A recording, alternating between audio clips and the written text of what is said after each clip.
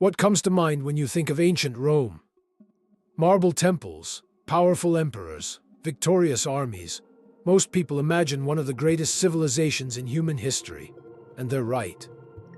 But if you actually spent a single day in Rome, at the height of its power, you'd discover something that almost no movie ever shows. Something that would hit you before you saw the temples, before you admired the architecture, before you witnessed the grandeur of the empire. The smell. A mixture of smoke, sewage, animal waste, and thousands of people packed into one enormous city. Because beneath all the marble, wealth, and power, ancient Rome was often dirty, noisy, overcrowded, and surprisingly dangerous. In fact, for many ordinary Romans, daily life was far less glamorous than most people imagine. So what was it really like to wake up, work, eat, bathe, and survive in the greatest city on earth? Let's find out. The year is 100 AD. The Roman Empire is at the height of its power. Its armies control vast territories stretching across Europe, North Africa, and the Middle East. Its roads connect distant provinces. Its wealth is legendary. And yet, none of that matters much at this moment. Because you've just been woken up by your neighbor. Again, you slowly open your eyes. The room is dark. The air feels stale. The walls are thin. You are not an emperor. You're not a senator. You're not one of the wealthy elite living in a beautiful house with fountains and gardens. Instead, you live in an insula, a Roman apartment building. From the street, these buildings can look impressive. From the inside, they're a different story. Entire families crowd into small rooms. Privacy barely exists. You hear arguments through the walls. Crying children. Barking dogs. Conversations you were never supposed to hear. You know far more about your neighbors than you'd like. The higher you live, the poorer you usually are. The wealthiest tenants occupy the lower floors. They enjoy easier access to water and safer exits. The poor live higher up. If your apartment is near the top, every bucket of water must be carried upstairs by hand. Every day. Every single day. And then there's the constant fear. Fire. Open flames provide light, heat, and cooking. One accident can destroy an entire block. Ancient writers frequently complained about landlords who built cheaply and cared more about rent than safety. Walls crack, floors weaken, some buildings collapse, others burn. Imagine trying to sleep, knowing your home might not survive the year. For many Romans, that's simply normal. Outside, the city is already waking up. Footsteps echo below. A merchant unloads supplies. Someone shouts in the distance. A dog barks. Rome is awake. And now, so are you. Breakfast is simple. Very simple. A piece of bread. Some olives if you're fortunate. Perhaps a little cheese. Maybe a handful of figs when they're in season. That's all. No coffee waiting for you in the morning. No croissants. No pizza. No pasta covered in tomato sauce. In fact, if you sat down at a modern Italian restaurant, much of the menu would seem completely foreign to a Roman. Tomatoes haven't arrived from the Americas yet. Neither have potatoes. Many of the ingredients we associate with Italy simply don't exist here. The Romans are eating something entirely different, and breakfast isn't meant to be enjoyable. It's fuel, a quick meal before a long day of labor. You finish eating in minutes. Most people do, because daylight is precious. And in ancient Rome, every hour of daylight means work. The moment you step outside, the city overwhelms you, not visually, audibly. Rome is loud, extremely loud. Merchants advertise their goods. Workers haul cargo. Animals bray and squeal. Children race through narrow alleys. Blacksmiths hammer iron. Voices bounce between stone walls in every direction. Rome may be the largest city on Earth. Some historians estimate that nearly 1 million people live here, and it sounds like it. But then comes something even harder to ignore. The smell. Almost every film leaves this part out. Yet it would likely be the first thing you'd notice. Horse manure covers many streets. Dogs wander freely. Pigs roam through poorer neighborhoods. Smoke pours from workshops and bakeries. Garbage accumulates in corners. Open drains carry waste through parts of the city. 1 million people produce an astonishing amount of filth, and even the Romans complain about it. That's the strange thing about Rome. It can be magnificent and filthy at exactly the same time. One moment you're standing beside a beautiful marble temple. The next you're stepping around animal waste. The contrast is impossible to ignore. As you move through the city, you encounter people from across the empire. Merchants from distant provinces. Sailors from foreign ports. Travelers speaking unfamiliar languages. Rome isn't simply a city. It's the center of an empire. And every road seems to lead here. For most Romans, life revolves around work, not politics, not military glory, not philosophy, work. Everywhere you look, people are earning a living. Bakers prepare bread before sunrise. Blacksmiths shape iron. Carpenters cut timber. Builders repair roads and walls. Shopkeepers arrange merchandise. Dock workers unload ships, arriving from across the Mediterranean.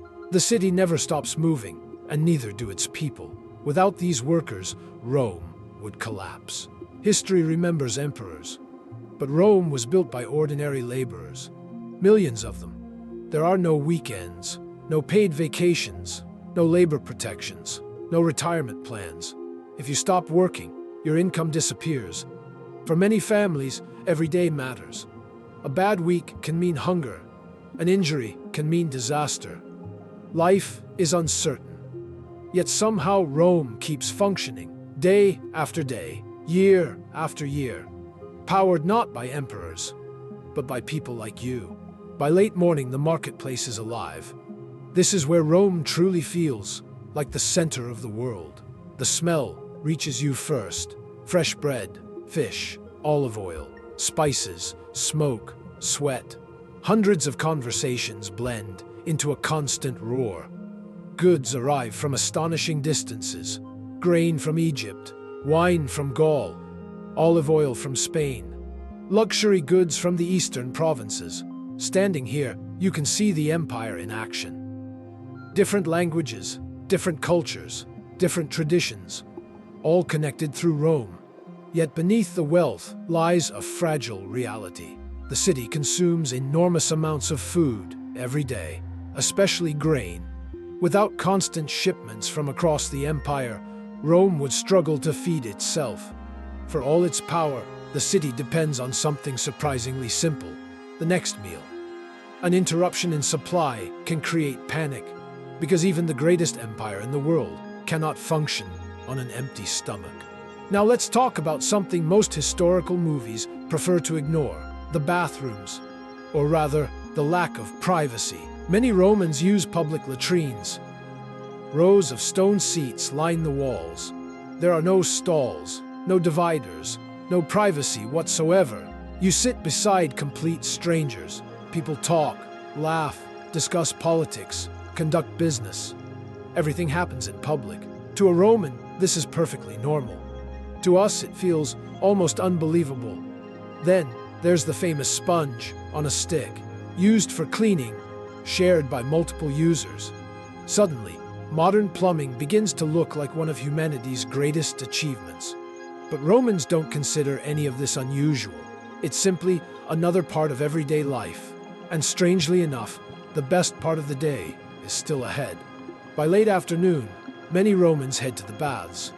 And for ordinary citizens, this may be the highlight of the entire day. If modern society has gyms, cafes, parks, spas, and social media, Rome has the baths. People gather here for almost everything: exercise, relaxation, business, politics, friendship, gossip. The bath complexes are enormous. Some accommodate thousands of visitors. You enter through grand halls. Voices echo through stone chambers. Steam fills the air. The experience usually follows several stages. First, a warm room, then a hotter chamber filled with steam, finally, a plunge into cold water. But the baths aren't just about cleaning yourself, they're about socializing. Business deals are negotiated, friendships are formed, news spreads quickly. If you want to know what's happening in Rome, the baths are often a better source of information than official announcements. For a few hours, life feels easier, work disappears, stress fades, conversations flow. It's no wonder Romans love these places. For many citizens, this is the best part of the day. As the sun begins to descend, the city changes. Workers head home. Shops begin closing. Families gather. Dinner is the largest meal of the day. For wealthy Romans, it can involve multiple courses and extravagant entertainment. For ordinary citizens, it's much simpler. Bread, beans, vegetables, olive oil, occasionally fish or meat. But the food isn't the most important part. The company is. Stories are exchanged. Problems are discussed. Plans are made. Children listen. Parents teach. Across 2,000 years, these moments feel remarkably familiar, because people haven't changed nearly as much as we often think. Darkness transforms the city. Modern cities never truly become dark. Rome does. Without electric lighting, shadows dominate the streets. Travel becomes more difficult. Danger becomes harder to avoid. And then, there is the threat many Romans fear most: fire. Open flames provide heat, light, cooking. One mistake can destroy entire neighborhoods. A single spark can spread rapidly through crowded apartment blocks. Many Romans go to sleep, knowing their homes may not be standing tomorrow. But fire isn't the only problem. Night can be surprisingly noisy. Many heavy wagons are restricted during daylight hours. So once darkness arrives, they fill the streets. Wooden wheels rattle over stone roads. Drivers shout. Animals pull heavy loads through narrow passages. For anyone trying to sleep, the noise can be relentless. Ancient writers complained about it constantly. Then, there are the shadows. Most people carry small oil lamps. Their light barely reaches beyond a few steps. Thieves take advantage of the darkness. Accidents become more common. A familiar street during the day can feel completely different at night. Rome may rule the Mediterranean, but after dark it can still feel unpredictable. Gradually, the city begins to quiet.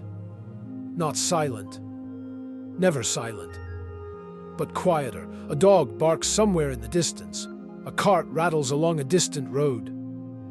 Voices fade into the darkness, and slowly, Rome falls asleep. And so your day in ancient Rome comes to an end. Not with glory, not with triumph, not with the grand achievements recorded in history books, but with exhaustion. Tomorrow will look much the same. You'll wake before sunrise, walk the same crowded streets, work the same long hours, share the same meals, and hope for the same things: food, security, family, a better future. Ancient Rome is remembered for emperors, armies, and monumental architecture.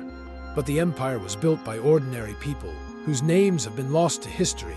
People who worried, worked, laughed, complained, dreamed. People who, despite living 2,000 years ago, were surprisingly like us. And perhaps that's the most fascinating thing about ancient Rome. Not how different it was, but how human it was.